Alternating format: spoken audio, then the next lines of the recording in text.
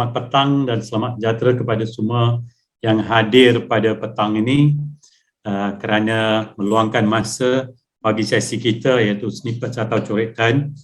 Dan tajuk kita minggu lepas kita bincang pasal the trans-theoretical model yang berkait rapat dengan masa yang kita hadapi bila pandemik bermula dan sampai ke sekarang kita berada dalam the maintenance stage.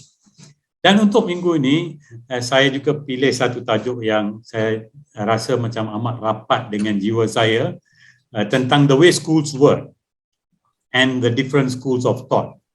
The way schools work ini adalah tajuk buku, sebuah buku yang ditulis oleh Bennett dan LeCombe. Dan saya tertarik dengan satu perkara yang disebut dalam buku dan bab yang berkaitannya dalam buku tersebut. So Bennett dan LeCombe dia kata individu atau manusia melihat pendidikan daripada empat mazhab. Dan bila saya sebut empat mazhab artinya empat aspek pemikiran, schools of thought, ya. So empat schools of thought ini boleh dibagikan kepada empat yang saya akan uraikan. Yang pertama ialah mazhab social melioris atau model social melioris. Mereka yang berpegang kepada mazhab pendidikan ini percaya bahawa sekolah adalah tempat yang akan membetulkan gejala sosial yang berlaku dalam masyarakat. Artinya kalau banyak berlaku penyalahgunaan dadah, maka mereka anggap sekolah sebagai tempat yang patut betulkan gejala sosial ini. Artinya mungkin di sekolah terpaksa kita mengajar dalam pendidikan kesihatan tentang bahaya dadah dan sebagainya. Ada kalanya kita diminta maksudnya pendidikan atau keluarga pendidikan atau Kementerian Pendidikan diminta untuk memperkenalkan umpamanya kelab anti dadah di sekolah dan sebagainya. Maka mereka yang percaya pada mazhab ini sentiasa melihat sekolah sebagai satu tempat untuk membetulkan gejala sosial. Itu mazhab pertama. Mazhab kedua ialah the social efficiency model. Mereka yang datang daripada atau percaya atau pegang kepada mazhab ini, mereka jangka bahawa sekolah adalah tempat yang patut menyediakan anak buahnya, muridnya untuk kerjaya, untuk kerja. Maka kalau selepas 11 tahun belajar dan anak-anak itu tak boleh dapat kerja, maka mereka anggap sesuatu tak betul dengan sistem. Mereka yang berpegang kepada mazhab social efficiency ini. Bagi mereka adalah sangat penting sekolah menyediakan anak murid dia untuk alam pekerjaan. Yang ketiga ialah mazhab humanistik. Mazhab humanistik ni mereka pegang sangat kepada nilai. Bagi mereka, sekolah adalah tempat untuk menurunkan nilai daripada satu generasi ke generasi yang lain. Maka dalam mazhab ni, kalau mereka lihat murid-murid sudah tak ada pegangan nilai, tak ada kesopanan, kesantunan, adab dan sebagainya, maka mereka rasa sanksi terhadap sistem pendidikan bagi mereka nilai ini patut kuat dalam sekolah. Nilai yang nak disampaikan daripada generasi ke generasi. So they are very towards humanistic model ni terhadap nilai, always looking at values. Model yang keempat ialah the developmentalist model. Model ini mereka selalu berpegang kepada kepercayaan bahawa sekolah adalah tempat yang patut memangkinkan potensi murid. Setiap murid ada talent, ada bakat. Maka menjadi kewajipan sekolah untuk memastikan setiap murid itu boleh berjaya mengikut bakat atau kebolehan dia.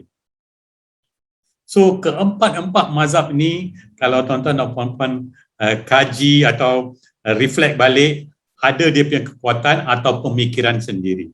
That's why it mentioned the different schools of thought. Ya, pemikiran yang datang daripada empat sudut. Tetapi bila kita tanya kepada diri kita, tuan-tuan dan puan-puan pun ramai dah lama cikgu di sekolah, you will find that kita mengamalkan empat model ini. Dan bila kita mengamalkan empat model ini, model itu disebut model eklektik.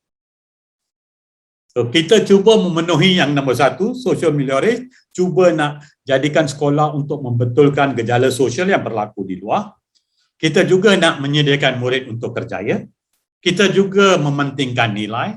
Dulu kurikulum kita sentiasa sebut nilai merentas kurikulum. Dan kita juga sentiasa nak mengasah bakat atau kebolehan murid. Dan kita tahu bahawa kebolehan murid kita ni berbeza. Yang penting, orang yang percaya dalam model ini, dia jangka setiap murid ada dia punya kebolehan. Menjadi kewajipan kita. Dan saya sendiri, saya tengok tahun 80-an, semalam juga saya cerita pada Dr. Amin, dia kata tahun 80-an, 81 kita ada SRP.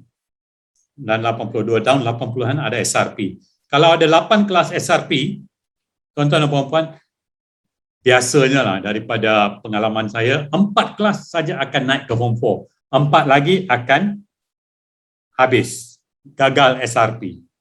Biasanya. Masa saya di sekolah yang saya mengajar tu.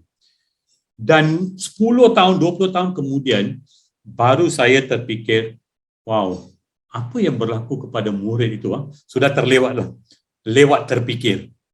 Because kalau ada dekat 200 murid pun, 40 dan 160 hingga 200 murid, makanya form 4 mungkin naik dekat 120 macam tu, 100 lagi sudah ada di jalan, on the streets already.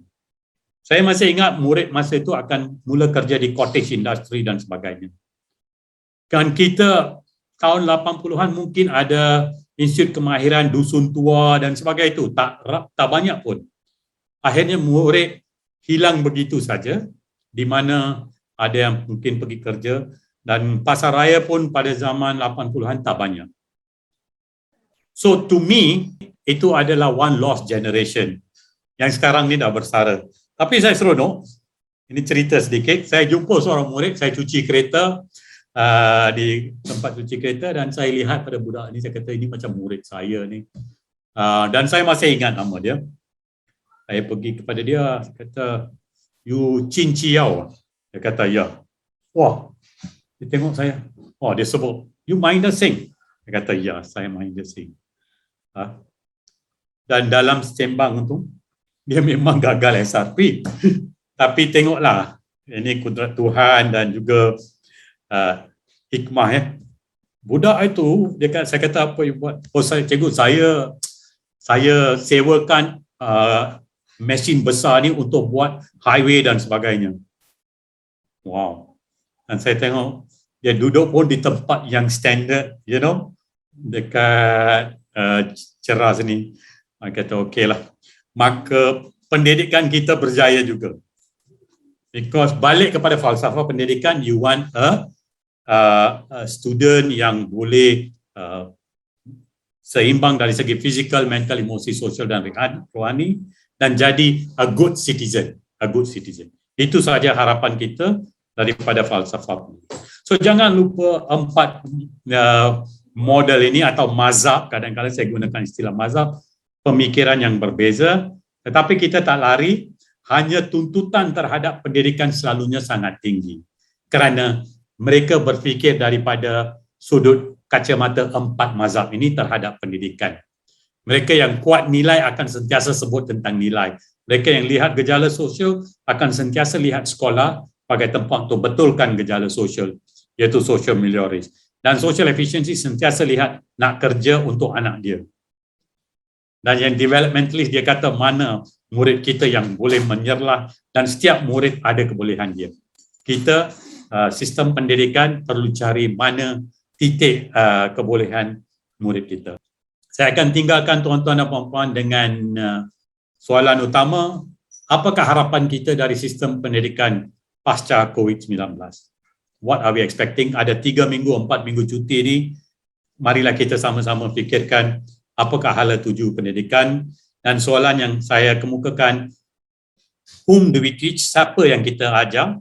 Dan apa yang kita ajar sampai kepada siapa? Whom do we reach? Apa yang kita ajar? What do we teach? Bagaimana kita mengajar? How do we teach? Siapa yang belajar? Who learns?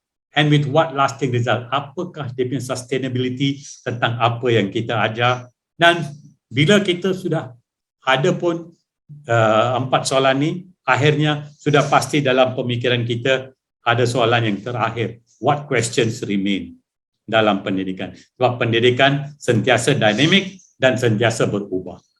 Ia berbeza. Always changing. Itu saja daripada saya. Terima kasih. Have a good school. Cuti sekolah yang terbaik. Saya serahkan balik. Enjoy yourself. Rehat. Jaga diri. That's important.